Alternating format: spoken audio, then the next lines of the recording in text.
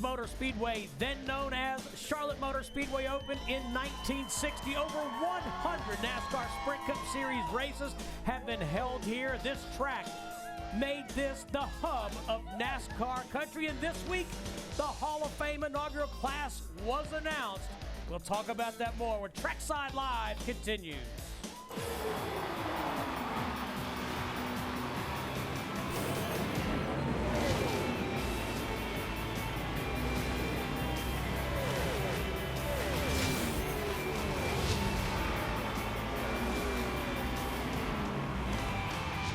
When you get to come to the Concord, North Carolina racetrack at Lowe's Motor Speedway, you get to bring all your fans, all your friends, your wife, your kids, your crew people. Everybody is here trying to support you. And if you can win at this racetrack, buddy, you have flat done something. This track's very hard on tires because of the extreme speed. Big thing is the track is so fast, so much grip. They're trying to run through corners 1 and 2 wide open at almost 200 miles an hour, so it creates excitement under the light. 43 of NASCAR's finalists are set to hunker down here at the Beast of the Southeast tonight.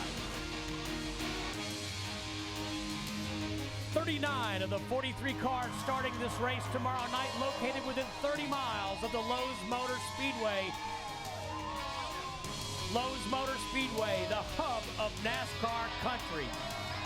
Jeff Hammond, Larry McReynolds, Steve Burns, and Elliott Sadler proud to be with you on a home game weekend. Yes. Steve, can you believe that back in, I think it was like 1970, I came to this spot. There was a big 2-story house that stood right here in this area, and that was the ticket office. And I bought a ticket, went up there and sat in the grandstands and watched the race that day.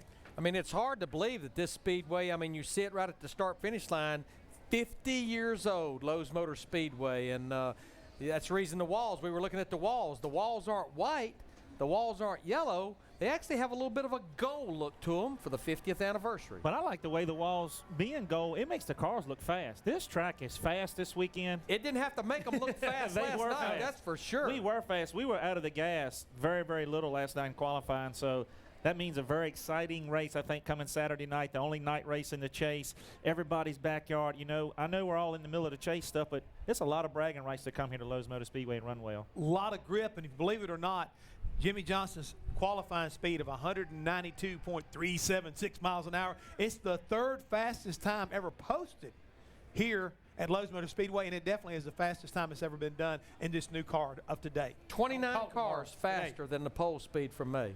Well, speaking of Jimmy Johnson, let's take a look at our point standings brought to you by Wrangler. Johnson comes into this race, which is halfway in the chase with the points lead.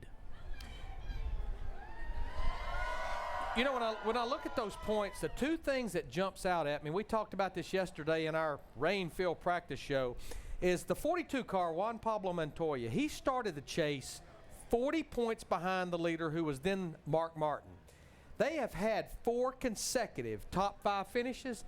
Now he's 58 points behind. And I think the other thing is, in fact, let's take a look at what I was just talking about. I think this was after Richmond headed into Loudon. Now everybody had 5,000 points. The points you see that were added is 10 points per win in those first 26. And this was after Loudon right here. You can see Montoya jumped all the way up to 4th, but he lost 15 points right there. After Dover. This was 1 week later, a couple of weeks ago after Kansas. He gained a little ground there, but then after another top 5 finish last week, the guy is now 18 more points behind than when this whole deal started, with 4 consecutive top 5 finishes. I think that just shows you the intensity of this chase. Well, we sat here and talked about it a couple of weeks ago before the chase started. It has to go through the 48 car. Somebody has to beat the 48 car. They do a good job of not beating themselves. They're very consistent. They're good at every single track. We talked about putting California in the chase. Other than Atlanta, it's going to help them. And they go and they get maximum points at that track to make it even more difficult for somebody to outrun the 48 car, Jeff. But to make matters worse, if that's possible, he comes here to a racetrack where he's been so good. They had an opportunity for basically get rained out. But NASCAR, man, they hung in there. I give them a big attaboy for trying to get this qualifying in, and it worked. They got it in, but they could not hold back that 48 car again. Fantastic lap by Jimmy Johnson. A great car by the 48 crew and Chad Knaus. To me, another reinforcement of, guys, if you want it, you're going to have to take it from me, and I'm not giving it up easy. I mean, he basically embarrassed them qualifying again last night. The mental game, I think he's winning the mental game, Elliott. I mean, you're in the garage area, you hear what's been going on, but I think the mental game that's going on between the 48 and the rest of everybody else in the chase, he's winning the war. I think he's just showing the other 11 teams in the chase, there's no let up in us. We're going to try to qualify on every pole. We're going to try to lead as most laps, but I was impressed with Mark Martin coming back. He qualified second. He's going, not so fast, guys. Going to be right here beside you, keeping a check on you. You're going to have to outrun us for 500 miles. Yep, 48 continues to get those bonus points, and that for leading the most laps and leading the lap, and that makes a huge difference. He's got 30 already, doesn't he? And his teammate has 15 in the chase. I like your pink hat for breast cancer Thank you awareness. very much. You had pink glasses one week, pink hat the next. Like it a lot. Probably Coming pink up. underwear next week. Don't want to know that. More information than we need. Coming up, Kurt Busch is going to join us. We talked about the Hall of Fame. The King, Richard Petty, is here. Speaking of flats.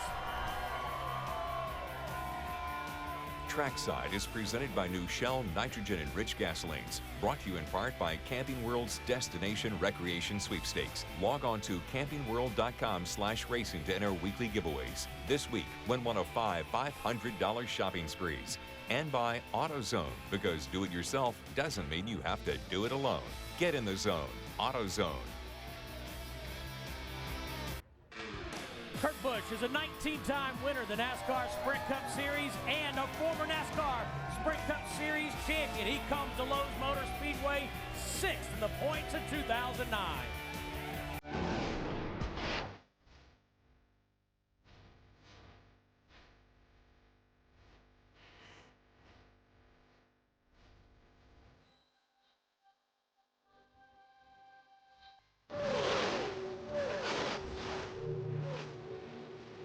And welcome Kurt Busch to Trackside Live. Always really well dressed, Kurt Busch. Very sharp. Hey guys, profile. What's going on? How are you? Good. Good to see you guys. How was qualifying last night? It was fair at best. Fair I don't know. I tried to go really fast because the track was there and the car was there, but I only ended up 15th. So I spent too much time out of the throttle, I guess. Hey, let me ask you a question. I've noticed here lately you've been running the gold kind of paint scheme a lot different than the rest of the regular season. What's the deal with that? Well, Michael Waltrip Racing called and they said Napa wants their paint scheme back. No, we have a special paint scheme for the next few weeks around Operation Homefront. It's a charity organization that's arranged support and help for our military families in need.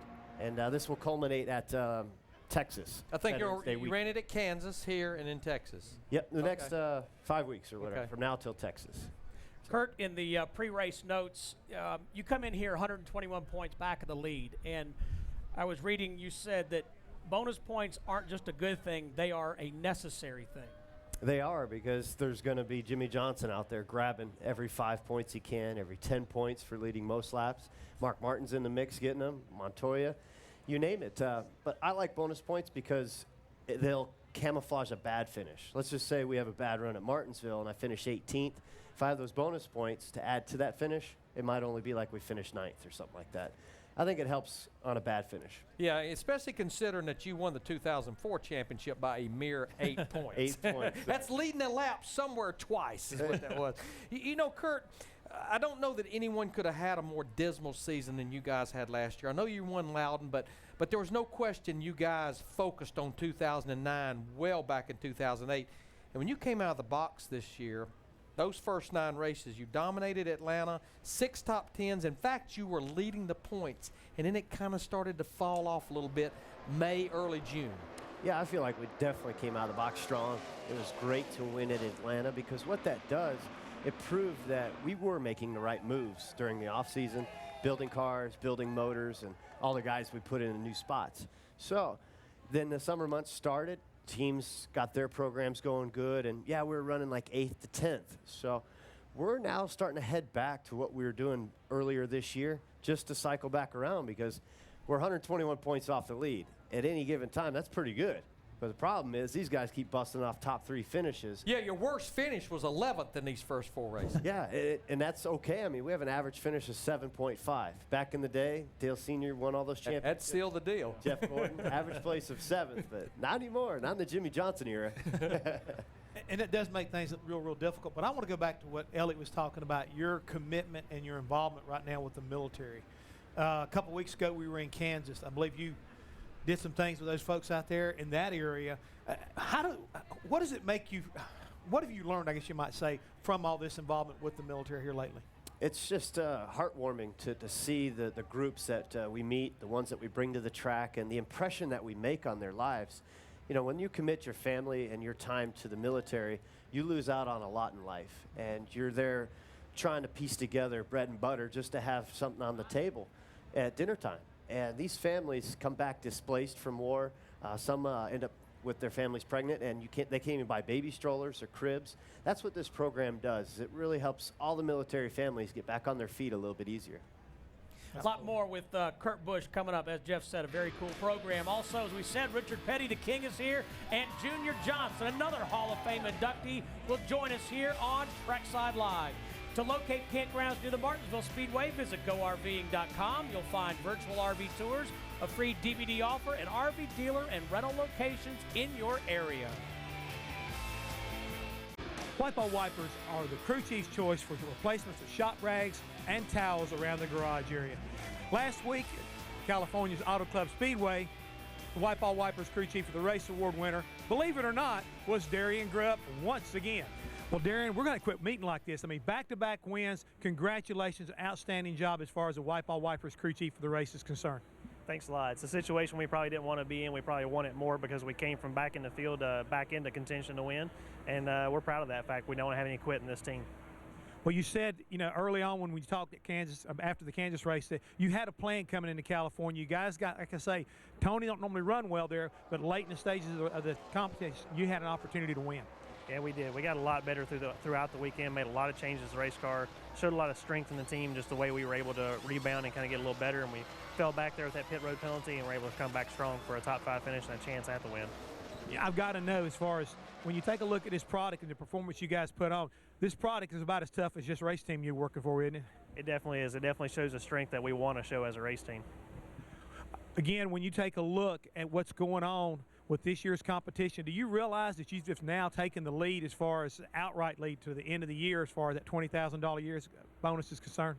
That's pretty cool. It's a big testament for the competition you're up against in this garage with all these crew chiefs, very strong individuals, and proud to be at the top of those standings. Well, we just want to let you know that Bob and Todd and myself, we're going to be watching you again this week and see whether or not you can go 3 in a row. We hope so. We enjoy that pressure, and we'll go for it. Go now to wipeall.com/speed and click on the speed button for a free box of Wipe-All Wipers product and for the chance to win a VIP experience to next summer's Irwin Tools night race at Bristol Motor Speedway. We've heard from Darian Grubb regarding last week's top 5 for the 14 team. Now let's take a look back at race number 4 of the chase with our Inside Sprint Cup Mobile moment. The spotlight ready to shine on the stars of the NASCAR Sprint Cup Series as race 4 in the chase for the Sprint Cup unfolds at the Auto Club Speedway in the shadow of Hollywood. Got you a good starting spot. Let's hold it all day. Get pumped up for the race. Have a good day, guys. Green flag is out. They're on the gas. Southbound, a little something in turns 1 and 2 right there, but I'm going to need to be tightened up even more to run it. Just accentuating everything when that sun coming out. The push is worse and the free off is worse. Continuing to get a little looser off with the temperature going up. I'm scared to make it worse. Tempo. Want to try like maybe a half a pound out of the right rear with like a quarter turn in the right rear or something? Dude, I'm afraid. I'm honestly afraid. There's a new leader in Juan Pablo Montoya. Turns better. A little more delicate on the gas. If I just do track bar half up, you good with that? That's all right. Jimmy Johnson and Juan Pablo Montoya race for the lead here in Fontana. New leader. Good job, dude. Check out, man. Wrecking behind you. Wrecking behind you. Caution's out. 3, 2, 1, stop. The race off the pit lane looks like it will be won again by Denny Hamlin. Go. Get to the wall. Get to the wall. Get to the wall. Outside coming. Outside coming. Car rolled forward when they were hitting lugs and that left rear coming off. Back under green, Denny Hamlin strong on the start, and contact. Hamlin spins to the infield of grass. I don't know what that was all about. Almost think 11 had a problem and didn't realize you were there, bud. No, he was just when we had it so he could block me, but it was too late. Sorry, Curtis, I thought I was clear. Yeah, the 48 was pushing the 42. I was just getting ready to tell you that when you swerved down. Here they come. It'll be 3 to go as the green flag waves. But I got a good restart, but he's unbelievable out there. Jimmy Johnson comes off of turn number 4. He is the first 4-time winner at the Auto Club Speedway. Oh, nice job, guys. Give us a good victory celebration, my friend. Give us a good one. So Jimmy Johnson with the win also picks up the points lead, and we're back with Kurt Busch, who had an 8th place finish at the Auto Club Speedway in California. Kurt, I've got to know. I mean, I talked to Elliott a little bit about some of the restarts because this double file restart, shootout style is exactly what it's all about.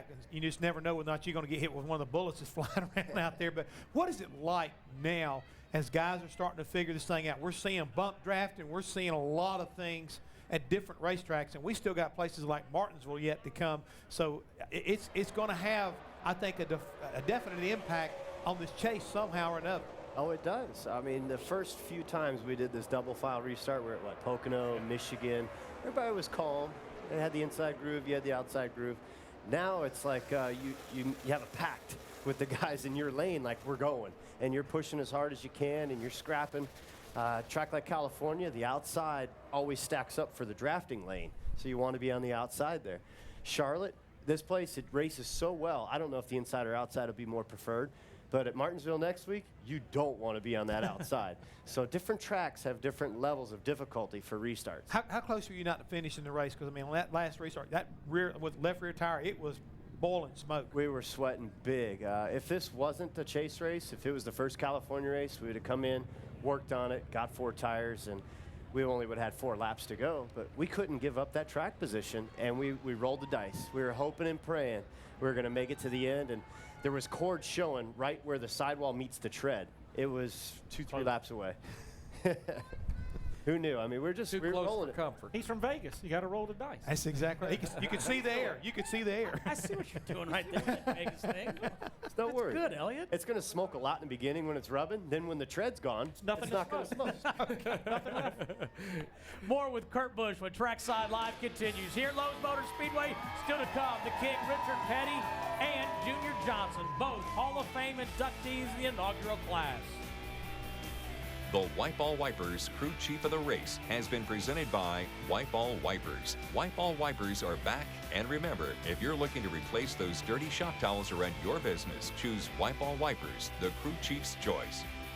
Inside Sprint Cup Mobile has been presented by Sprint. Stay tuned to NASCAR 7 days a week with in-car audio, live race radio, stats, and more with NASCAR Sprint Cup Mobile. It'll change the way you experience the race. Visit sprint.com/speed to find out more. Only on the Now Network. Trackside Live back at Lowe's Motor Speedway. Jeff Hammond, Larry McReynolds, Steve Burns, and Elliott Sadler with Kurt Busch. Kurt Busch right in the thick of the championship chase for the Sprint Cup. And, Kurt, we always hear how challenging this racetrack is, so we're going to open up the Shell Garage and ask you to take us for a ride around this demanding mile and a half. Me to take we want Kurt Busch. Oh, yes. boy.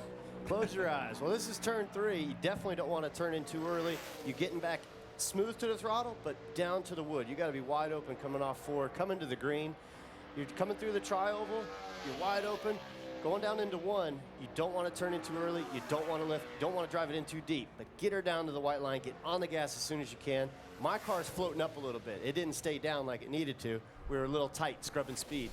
Down the back straightaway, holding it up against the wall, and you're looking way over to turn 4 before you even turn into turn 3, because you want to do that late arc into turn 3. On the gas, driving hard up off 3 and 4, and you just want to be barely touching that wheel all the way down to the start-finish line. Fast, very fast. Yeah, that was 28 flat. But the stopwatch said 47. Typo. 15th. Oh. Only 4 tenths. You guys got to bump up your guess. I know. I'll get you around the track faster. I only got you guys slow 15. and we kind of move ahead as we go. All right. Look, all right, you've had at least one win like the last 8 seasons. You're driving for one of the most respectable car owners in the business, Roger Penske, I know you want to get him his first championship, but what is the one thing, if you can put it on, you put your finger on it, the thing that Penske Racing needs to do to kind of climb that gap, to kind of get over that mountain, compete with Hendrick like on a weekly basis, you think? You just can't have any weak areas. I feel like our aerodynamic program is right there. The engine program is right there. Where I think we lack a little bit is just that adjustments during the race. This new COT, it's not new anymore. We're not making the right adjustments to really. That's what you meant when you said I'm scared. I'm scared to make an adjustment. I really am. Is it going to help us or is it going to hurt us? I just need to ride it out and finish with 8th place car. But we should be able to adjust on it. I'm getting solid pit stops, but we just want to have that car handling perfect at the end instead of at the beginning of the races. We handle good in the beginning, but not at the end. You know, Kurt, 6 races to go, and you guys are definitely one of the 6 or 7 teams that are still right in the thick of this thing. And I want to say you and Pat and everybody's doing a great job keeping the focus there, because we know there's an unusual situation. We know that Pat Tricing will be leaving. But I have to believe no matter what, there's still a little bit of the eye on the future at 2010. Who's my crew chief going to be? Who am I going to be working with in 2010? I got 2 guys right over here. You guys want to come back? Look at it. I think they got a pretty good job. Speed channel guys says I can have you both. No, it's fun. Pat and I both know right now this is our best opportunity to win this championship, and we're working hard at it. That's the struggle. 2009's right now. 2010 is 6 weeks away. Exactly. I got my eye on a few guys. Penske Racing has talked with a couple good-looking crew chiefs, as well as. Then he must be talking about us. I'm saying talent-wise. Ooh, had to go there, didn't you? Stepped right off. And then there's some new drown guys. in the shallow end, drown in the deep end. Doesn't matter. Then there's some new guys that we're taking a look at as well that you wouldn't have heard of their names. So we're trying to find that right guy. It's a long process. And it's a short list when you think about the obvious people, it seems like. Yes, I really don't know. I'm so focused on these next 6. If we find ourselves with 2 DNFs in a row and we're out of chase contention, look for us to make a move and bring this new guy in. That way we get a couple races under our belt before we go to Daytona. The thing is, Kurt, I had the privilege of getting the chance to work with you when we were still at Roush. My last 7 races were your first 7 races. But when I look back at your career, not only with the championship, I started looking at some numbers the other day. I don't know if a lot of people realize 19 career wins, but $52 million you have earned in your career, and that's pretty dang impressive. All right. Where'd that all That's go? why he's nice dressed. Again, I'm looking at the numbers they put in his book. So if the number's wrong, the book's wrong. But that's incredible. We've been known that book to be wrong on a regular basis. That's the reason why I want to preface that right there. But to me, when I think about what you've accomplished in a relatively short period of time, it's pretty phenomenal. It's amazing to be able to race in this sport and be part of this sport. And if it wasn't for the guys like Junior Johnson, Richard Petty, Dale Sr., Jeff Gordon helped us go mainstream. And those guys give us drivers, us young guys, an opportunity to come in. And now we're giving opportunities for other guys to come on in. And the sport continues to grow. The money continues to come in. And to make $52 million like that, I had to share it with a few people now. No. But the career, let's put it in career earnings. You didn't walk away and put that in the bank, but that's career earnings. Again, amazing. That's impressive. It's amazing, and it's just an honor and privilege to be part of NASCAR. It's really great. Kurt, I know you're in the middle of the championship, but that's not the only game in town. I know your Cubs are not in it anymore, but we've got. You got to go there. Wait, no. We got Yankees, Angels in the American League, Dodgers, Phillies. Give me your picks. I want to see an all-LA final. That's what I want to see. I want the Angels and Dodgers. That's what I want. That'd be pretty cool. Because right now the Yankees are so tough, I just want to see them get knocked off. Just like everybody out here wants to see the 48 car get knocked off, right? Yeah, I got them on my side. Maybe half and half. Kurt, thank you for spending time with us. Thanks a lot. Good luck. Yeah. Appreciate it. The King, Richard Petty up next. Want to remind you, NASCAR Banking gives fans the opportunity to earn race points with their debit and credit cards. Race points can be redeemed for all kinds of things, from racing merchandise to home electronics. For more info, go to bankofamerica.com/racepoints. The King up next. Richard Petty was a driver for the ages who defined his era and set a standard for all time. Richard was king. 200 wins, 7 championships. He was an incredibly good driver, perhaps the best of his time, maybe the best of all time. And immediately the cars start to pit. Here's Petty's car in the pit area. For some reason or other, Petty is up on top of his car, and Petty is definitely worried about the top. He's got a hammer, is hammering it away. There was a time there that Richard Petty, when he showed up, it was like, okay, who's going to run second? The crowd goes wild as Petty takes the lead right down the grandstand straightaway. You know, dirt tracks, short tracks, super speedway, it didn't make any difference. Everything just clicked. There's not a whole lot you can do. You don't ask questions. You just go get ready for the next race, hoping the luck stays with you. When they were in a position to win races, they won races. And I think that's the big deal that allowed them to dominate through the 60s and into the 70s. He was just incredibly focused on one thing, and that was winning races. I think that's what made Richard Petty such a great driver. And it's an honor to introduce one of the 5 inaugural members of the NASCAR Hall of Fame, the King, Richard Petty. Thank you, guys. Have a seat. Hey, thank you, sir. Okay, guys. Oh, man. Richard, hey, what was y'all talking about, the point standing and extra points? I missed some of that. What was that deal? Bonus points. Bonus points for leading the most laps. Yeah, the 48's leading the 5 by 12. First thing they ought to do is throw them completely out of the ball. You don't like the bonus points. Listen, if you're leading a football game in the last second you get beat, you don't get no points for leading. Okay? Basketball game, you don't get no points. You get credit for who wins the game. We come here and they throw the green flag and they want to see the winner. The winner should get it all, okay? Shouldn't get no extra stuff. He's won, and that's his bonus, okay? Makes sense to that's me. Just how then that way you get back that you don't worry about who leads races, and it keeps the point standing for all the people in the grandstand. They can keep up with it. They can say, well, he won. We don't know if he led the race and got 5 points or led most laps. And, who cares? And it doesn't really have anything to do with who wins the race. Okay, I got mine. Okay, now we'll talk. I just wanted to get that. That was called the Richard Petty. Okay, I'll see y'all. I'm through. Let it be said. Let it be written. Let it be done. Richard, right quick. I mean, we keep saying it. We're going to say it again. Congratulations on being inducted in the NASCAR Hall of Fame. But you made a comment of how important it was for the sport.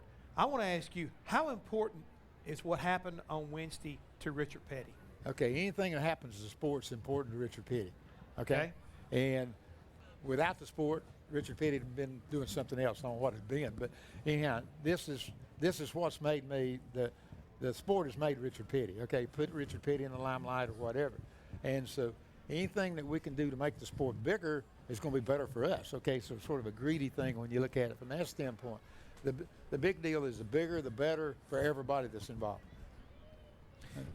Richard, Steve and Jeff and I were in the Speed Studios when all of this was going on down there at the Convention Center. And I want to say one of the neatest interviews of the day was when you and Miss Linda was on the stage. But I was like a sponge listening to everything that you and her said. And it was so intriguing to hear what you said. You can't plan on being a Hall of Famer. That was pretty cool. It don't work that way. I mean, anybody tries to be a hero never makes it. Yeah. Okay? And the hero part is after the fact or whatever. You might be a hero, you might not. But nobody sets out, I don't think, and says, okay, I'm going to play this game or I'm going to drive this race car, and my final destination wants to be the Hall of Fame. Yeah. You don't do it. You go do the very best you can. And some of us are lucky enough to make it. Some of us are not lucky enough to make it. And that's life. That's the way things work. Richard, as Larry said, we were in the studio while you guys were down at the Convention Center. I've lived in this area since 1985. And, I thought, well, this Hall of Fame is going to be a cool thing. But I got goosebumps watching that happen the other day. It's such a big deal for the sport. It's one of the better things NASCAR's come up with. We just get them to get rid of those bonus points. As far as the show part, it worked out really good. I was talking to Winston and all the guys a while ago about what happened, and it was a quick deal done. And I told him, I said, you went in there at 4 o'clock, bam, bam, bam. At 20 minutes after 4, they was through. No show deal. No spinning wheels or turning the flip. No fireworks. No fireworks. Yeah. The people came, and the people on TV was listening and radio. They wanted to know who those 5 people were. Tell them. And that's what they done. And I thought it was very well planned from the standpoint that it got the word. Everybody just wanted to know who they were. They didn't want all the publicity and all this other stuff. They didn't want showtime. They wanted the facts. And I thought that made it really come out really, really good. I was one of the fans, Richard, sitting at home watching, and I thought it was so amazing and so Richard Petty-like and so humbling when they interviewed you and you were like, look, there were some guys before me, Lee Petty, Flock, that came along that kind of got this going ahead of us and really set up the foundation for us having a Hall of Fame. And it was neat how you touched on those names and thinking they're so deserving to be a part of this first or second class also. I think that, you know, I guess I look at it 2 or 3 different ways. To have a good Hall of Fame, you got to have a good foundation. Okay, who was the guys that give us a chance to get in the Hall of Fame? That was what I was looking at. Yeah. You know, but then I go back and I said, well, from the PR standpoint, they don't want 5 people underground who they're going to interview. Okay. I didn't think of it that way. You got to look at that. But then when you are probably the only guy in the sport that can get by with that. I understand. Okay. Hey, he calls it the way he sees it, guys, whether you like it or not. I'm not political correct. No, you're not. But then when I turn around and I look at who got in, okay, and this is the way I kind of conceived it. You had Big Bill, and then you had Richard Petty, and they were the first part of NASCAR, 30 years of it or whatever. Okay, then you got Bill Jr. and then you got Earnhardt. That's a pair. Okay, that's the modern era deal. Okay, then you come in with Junior Johnson.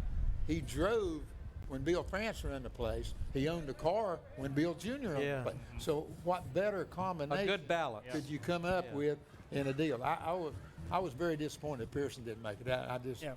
I really, you know, I told him if I'd have been on the board, I'd have said, okay, we've got 6 people we want to put on. Let's just put 6 on instead of 5.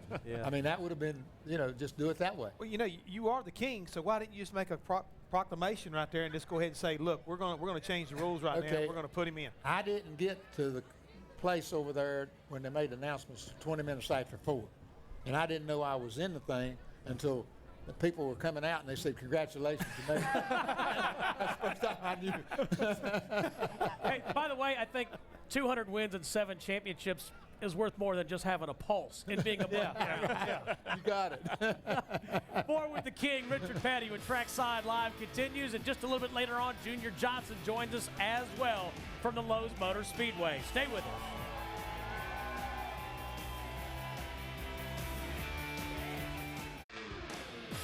Bill France Jr., Bill France Sr., Dale Earnhardt Jr., Johnson, and Richard Petty will be enshrined into the NASCAR Hall of Fame next May. The grand opening is May 11th. To purchase tickets, visit NASCARHall.com. Steve, did you order us 4 tickets yet? Have I ordered them yet? Yeah, we all 4 need tickets, don't we? You got that right. Better order them fast. Telling you. Got Better that get right. 5. I might want to go see it. All right. Appreciate that. Hey, Richard, one of the things I want to ask you about is the championship. You came out guns blazing about bonus points, but you had an interesting thing to say when you're talking about the points, the chase, and all that. You said, you know what, guys? I won the championship in 5 different point scenarios. So, in other words, the point, it doesn't matter how you do it. No, right. The big deal is like I always say, at the beginning of the season, no matter how they add the points forward, backward, sideways, everybody knows what they are. So you go out and you do your thing. And sometimes it's good enough, sometimes it's not. But at least everybody's playing under the same rules. They know what they are from the word go. They don't change it in the middle to get somebody else to win or whatever. So about any way they want to cut, it's going to be pretty fair. It just because of those situations. You know, Richard, they get on me sometimes about making a statement and not asking a question, but this is a statement I want to make because it comes from right here about Richard Petty. I've been in the sport for 30 years and have watched you a lot longer than that. To me, the Richard Petty legacy, yeah, you might think about the 200 wins, you might think about the 7 500s of the 7 championships, but to me, the Richard Petty legacy is how then and now you treat these people right here, our race fans. Yeah. And, you know, I go back to what I always said. They ones that got us up here, okay? They're the ones that pay the bill. They're the ones that that we're trying to entertain. I mean, we're trying to make a living driving race cars and stuff like that.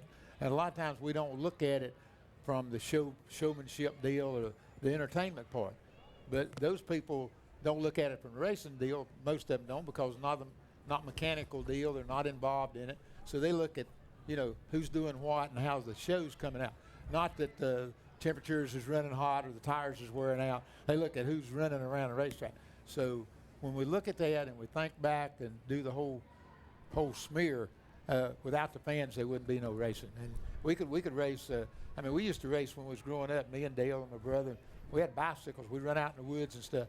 Okay, we enjoyed that, but there wasn't no spectators. Okay, yeah.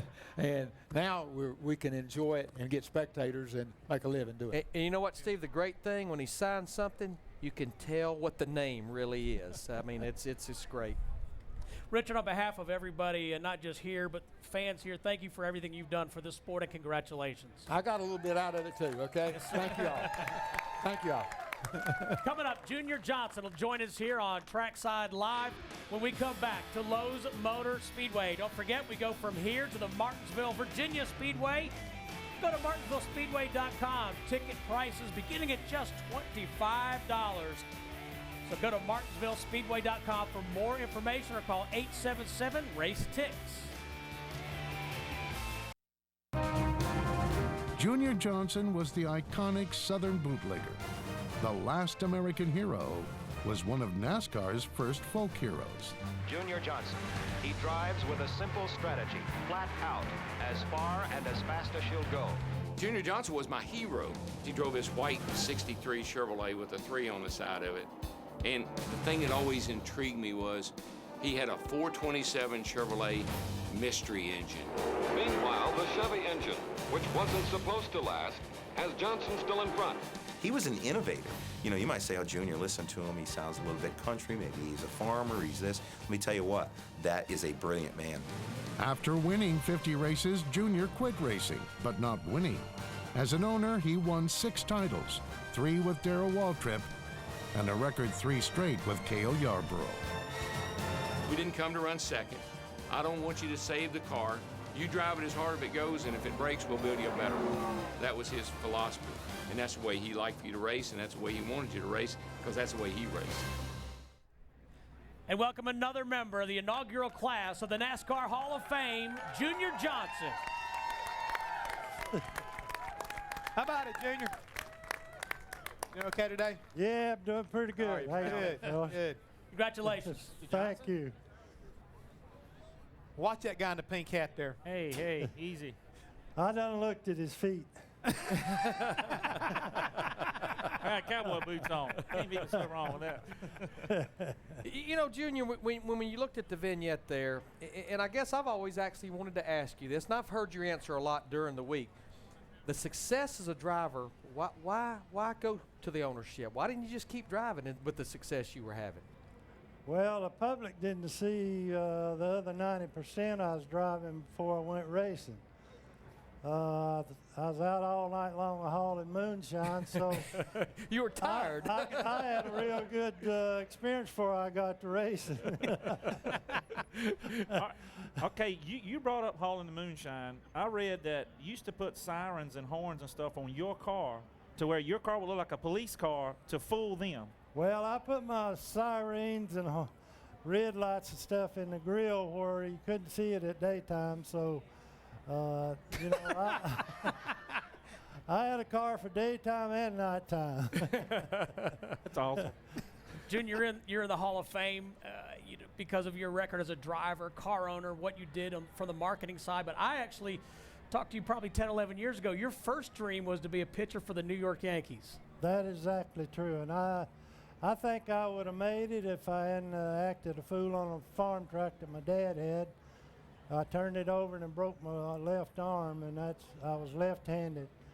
I was 15 years old, and I was being looked at by scouts of all sorts, and I was in the mid-90s and didn't know where I was going to throw the ball, because when I threw it, it scared the hell out of you. Get out of the box. You weren't going to stay in there. I got whooped a whole lot of times doing that, too. Junior, I mean, again, I had the privilege of working up there with you for 10 years, and thank you again. I learned so much from you, and it's exciting for me to see you get this opportunity to get into the Hall of Fame. So, sir, once again, congratulations. But I want to ask you, the number 3, you made it famous. To me, you had the original number 3, and we talk about, you inside that big 427 with the mystery engine in it and what you were able to accomplish with that Chevrolet at that time. But then, it went away for a while, because you ran the 26 and the 27. Then you brought it back here at Charlotte one time when Chevrolet kind of got back into racing. Why the number 3, and then why did you let, I think, Childress have it? Well, I never was attached to a number. Number was just, something to recognize what you was doing. But the car that I brought back here with Charlie Glotz back, that was the most awesome car I probably ever had anything to do with or build. That was done with just a couple of us guys. Herb Knapp was one of our mechanics on it, and it was a hand-built car, and there wasn't a car like that nowhere, and there never has been nothing like it as far as I've ever seen. Well, look, 50 greatest drivers, Motorsports Hall of Fame, a highway named after you, a presidential pardon in 1986, and then the inaugural class of the Hall of Fame. I'm not happy that the tractor fell on top of you, but I am happy that it did lead you to racing instead of baseball, because you mean a lot to a lot of us young kids as fans back then. Is there one thing that stands out in your career that goes, you know what, that was the most fun year, or that was the most fun win, or you feel the proudest of all the moments that you have in your racing career? Well, I had so many wins and so much excitement in our teams and stuff. One of the things is the most stood out in my deal, racing and everything else, is we did it with main strength and alternates, you might say. We made our parts, and we didn't use other people's stuff. We never went out to try to steal somebody's ideas and stuff. We came up with them ourselves, and it was 90% of the time better than anybody else, and I was very proud of that. A lot more with Junior Johnson coming up. Want to remind you that tomorrow on Speed, NASCAR Race Day thunders into Charlotte for race number 5 of the Chase. Jimmy Johnson joins the team live. Wendy Venturini gets the real deal from Chad Canals from the 48 team. NASCAR Race Day built by the Home Depot live Saturday at 5 Eastern. Trackside is presented by new Shell nitrogen-enriched gasolines. Brought to you in part by Go RVing. Go affordably. Go RVing. Visit GoRVing.com to get started on your road trip adventure. And by Quality Hotels. Rates and rooms to put you at ease. Book at QualityInn.com. We're short tracking next week in Martinsville, Virginia. We'll be on at 7 Eastern.